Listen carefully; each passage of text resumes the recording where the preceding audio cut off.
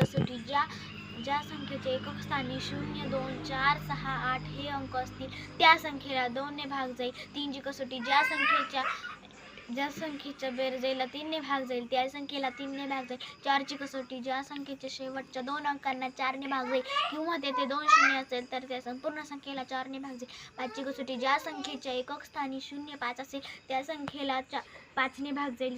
6 ची कसोटी ज्या संख्येला 2 ने व 3 ने भाग जाईल त्या संख्येला 6 ने भाग जाईल. 7 ची कसोटी दिलेल्या संख्यांच्या अंकांची दुप्पट उरलेल्या संख्यांतून वजा करावी. फरकाला 7 ने भाग दिला तर संपूर्ण संख्येला 7 ने भाग जाईल. 8 ची कसोटी ज्या संख्येच्या शेवटच्या 3 अंकांना 8 ने भाग जाईल किंवा तेथे 3 शून्य असेल तर त्या संपूर्ण संख्येला 8 ने भाग जाईल. 9 ची कसोटी ज्या संख्येच्या बेरजेला 9 ने भाग जाईल त्या संख्येला 9 ने भाग जाईल. 10 ची कसोटी ज्या संख्येच्या एकक स्थानी 0 असेल त्या संख्येला 10 ने भाग जाईल.